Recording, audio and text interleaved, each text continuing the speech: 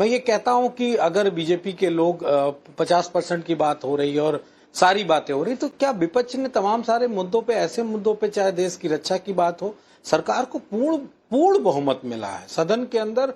एक कहते नहीं, एक सुर में सरकार की खिलाफत किए बगैर तमाम मुद्दों पे विपक्ष ने भी उनका बहुत सारे मुद्दों पे समर्थन किया है। अगर समर्थन किया है तो धन्यवाद का पात्र है विपक्ष। लेकिन तब कभी भी आप देख लीजिए, सिर्फ व्यंग्य मारा जाता है, रोजाना एक व्यंग्य मारा जाएगा, विपक्ष के ऊपर मारा जाएगा, लेकिन इतना हल्का हल्का नहीं होगा ये वाला सब खेल।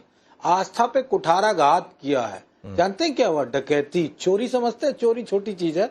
प्रभु श्री राम के ट्रस्ट का चोरी हुआ। अब तो आज और एक नई खबर आ गई, आपके चैनल पे मैंने बाइट भी दी है। वहां कुछ अब 10 दिन के लिए अनुष्ठान कराया जाएगा, मतलब उस पाप को धोने की प्रक्रिया की जाएगी, लेकिन कोई संवैधानिक प्रक्रिया नहीं ढंग से होगी। ये दुर्भाग्यपूर्ण है। ये बीजेपी के लोग अगर ये सोचते हैं कि इस बार का सदन बड़ा हलवा टाइप का होगा, सब ये खा लेंगे, मुंह में रखेंगे, ग्रुप कर जाएंगे, चबाना भी नहीं पड़ेगा, तो इतना आसान नहीं होने वाला है। इस असली तो जवाबदेही विगत 5 दशकों के बाद अब होने जा रही है बीजेपी की। जब सदन में, चाहे उत्तर प्रदेश का विधानसभा का सदन हो, चाहे सदन हो दिल्ली का, उसी सदन की ना राज्यसभा, मनोज भाई उसी सदन, मनोज भाई आप उसी सदन की बातचीत कर रहे हैं ना, जिस सदन में कहा गया था कि इल्लीगल ऑक्यूपेंट है रामलला, आप उसी सदन की बात कर रहे हैं। उसी सदन में जहां पर यह कहा गया था जो चढ़े थे चिपके रह गए। देखिए, निश्चित तौर पे ये बात कही गई थी, इसमें कोई दो राय नहीं। वो सदन की कार्रवाई आस्था की बात कर रहे हैं, उसको हम झुटला पाएंगे या फिर आप आस्था की बातचीत कर रहे हैं, तो कहीं आप रामलला की बातचीत करेंगे। क्यों? तो यही डबल स्टैंडर्ड होता है पॉलिटिक्स में, यही डबल स्टैंडर्ड होता है कि जिन रामलला को आप इल्लीगल ऑक्यूपेंट बता दें, आप उन्हीं रामलला की बातचीत करें फिर उसी सदन में पहुंचकर। यही डबल स्टैंडर्ड होता है पॉलिटिक्स में। मैं अपनी बात कह लूं? हाँ बोलिए। डबल स्टैंड, मुझे कॉपी तो चेक नहीं करानी, मुझे आपके सवाल का जवाब देना है। सवाल का जवाब देना है। मैं ये कह रहा हूं, समाजवादी पार्टी ने आज तक भी गैर संवैधानिक काम किया हो या गैर संवैधानिक बोला हो, तो उसका सवाल पूछेगा, मैं जवाब दूंगा। अगर गलत होगा तो माफी मांग के दूंगा। जब जो बात कही संविधान के दायरे में रख के कही, क्या गलत था? क्या गलत था? आ रहा हूँ चारू, तुरंत माफी मांगी थी कोर्ट में किसने? नहीं, बहुत सही बात है चारू प्रज्ञा। उन लोगों ने रामलला इल्लीगल ऑक्यूपेंट ये कहना संवैधानिक था बकौल समाजवादी पार्टी। इनके हिसाब से ये संवैधानिक था। आज ये अपनी जगह नहीं, ठीक है, आपके हिसाब से संवैधानिक है कहना रामलला इल्लीगल ऑक्यूपेंट। मनोज भाई आपने बहुत सही बात कही, और ये भी बात जनता के नोटिस में जा रहा है, जनता के नोटिस में जा रहा है। सुप्रीम कोर्ट में कोर्ट ने कहा क्या कि illegal occupant Ramlalla, illegal occupant Ramlalla. आप आज बैठकर उसको संवैधानिक बता रहे हैं। फैसला किस आधार पे हुआ है? यही डबल स्टैंडर्ड। आप खुद को एक्सपोज करते हैं मनोज यादव, आप लोग खुद को एक्सपोज करते हैं और फिर उसके बाद आप आस्था का ढोल पीटेंगे। सुप्रीम कोर्ट में फैसला किस आधार पे हुआ?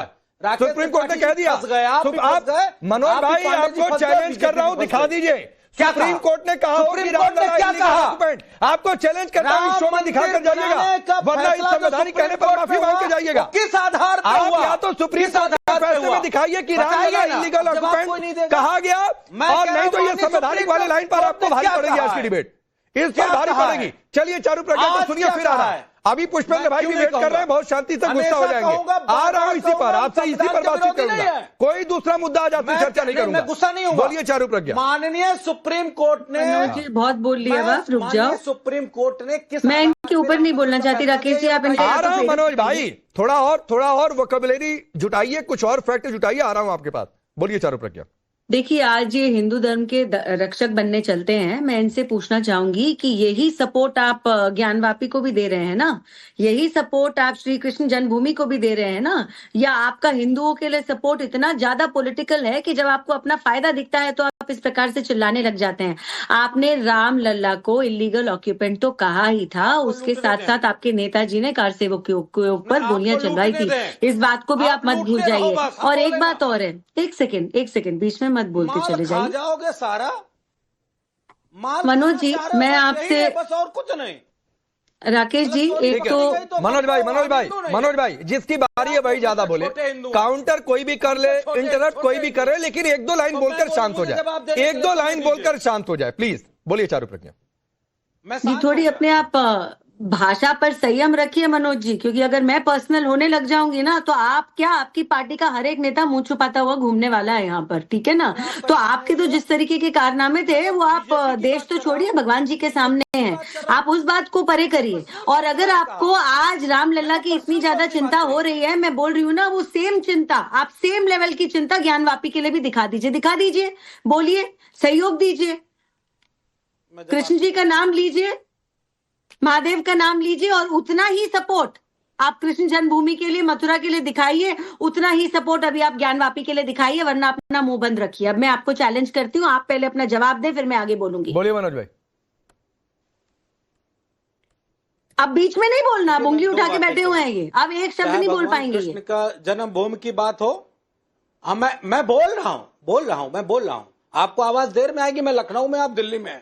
मैं निश्चित तौर पे ये बात दावे से कह रहा हूं कि मैंने कहा सुप्रीम कोर्ट ने फैसला क्या भावनाओं के आधार पे नहीं दिया? अगर दिया तो फिर आप लोगों से कोई बोला कि नहीं। अब दूसरी बात ना केवल मुद्दे पर रहिए, आप ये बोलिए, क्योंकि आप अपने आप को हिंदू रक्षक पूरी डिबेट देख सकते हैं। आप आइए कृष्ण जन्मभूमि पे और ज्ञानवापी पे। एक मिनट, जन्मभूमि के लिए भी देंगे। अरे रुक जाइए भाई, गोल घूमते हैं ज्ञानवापी, जिस प्रकार अरे ज्ञानवापी, आपको एक बात, अरे रुक जाइए भाई। ढांचा कहा जाता था, मस्जिद नहीं कहा जाता था, नमाज नहीं पढ़ी जाती थी वहां पर। राकेश जी, मैं जवाब ठीक है, चारू प्रज्ञा मैं आपके लिए भी कहूंगा, वही बोले जिसकी बारी हो ज्यादा। 20 सेकंड में अपनी बात कह दूं। देखिए, इतने महत्वपूर्ण मुद्दे पे जवाब ले रही तो कम से कम शांत होकर ले ले। ज्ञानवापी और कृष्ण जन्मभूमि पे समाजवादी पार्टी स्पष्ट रूप से कहना चाहती है कि दोनों जगह मामला न्यायालय में है।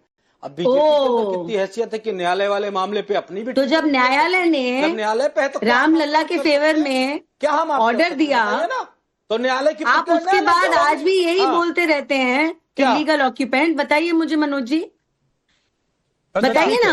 मैं आता हूं इस पर, मैं शुभरास्ता को भी इस डिबेट में ले आऊंगा, लेकिन पहले पुष्पेंद्र जी के बात सुनिए। मनोज भाई सुनिए, सुप्रीम कोर्ट ने साफ तौर पर कहा था कि जब टाइटल ओनरशिप की बातचीत होती है ना, तो सबूत के आधार पर फैसला होता है। आप एएसआई की सबूत पर आंख बंद कर लेंगे, आप हिस्टोरिकल फैक्ट पर आंख बंद कर लेंगे। वो इसलिए आप बंद कर रहे हैं क्योंकि आप आज भी बता रहे हैं कि रामलला को इलीगल ऑक्यूपेंट कहना संवैधानिक था। ठीक है, अब पुष्पेंद्र भाई अनुमति आऊंगा, एक बार पुष्पेंद्र जी की भी बात आ जाए। अब पुष्पेंद्र जी मुझे एक बात बताइए, क्या आपके लिए भी रामलला इलीगल ऑक्यूपेंट कहना आज की डेट में संवैधानिक है, जो मनोज यादव कह रहे हैं? पहली बातचीत।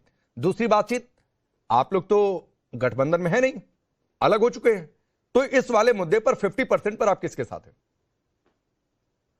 देखिए, सबसे बड़ी बात यह है कि हम राष्ट्रीय पार्टी हैं। राकेश जी, आप जानते हैं हमारी अपनी पॉलिसीज हैं। देश हित में जो उचित होगा वो निर्णय हमारी पार्टी, हमारा नेतृत्व करेगा। ये जो परिसीमन का बिल है, हम तो इसको शुरू से ही इलीगल बता रहे हैं। उसका कारण ये है कि 2011 के सेंसस के आधार पे आप क्यों कर रहे हैं? जब नया सेंसस हो रहा है उसको कंप्लीट हो जाने दीजिए, उसके बाद लेकर के आइए। दरअसल राकेश जी क्या है, इस समय जो देश के हालात हैं, चाहे वो प्रभु श्री राम के मंदिर में चढ़ावा चोरी को लेकर के हो, चाहे छात्रों का जो नीट पेपर लीक के खिलाफ जो जंतर मंतर पे इतना बड़ा आंदोलन चल रहा हो, वहां पे सोनम वांगचुक जी का भूख हड़ताल चल रही है, उस सब से ध्यान बटाने के लिए सरकार ये एक नया शिगुफा सिर्फ लेकर के आई। उसको भी पता है, सरकार में बैठे हुए लोगों ने इसका विरोध किया था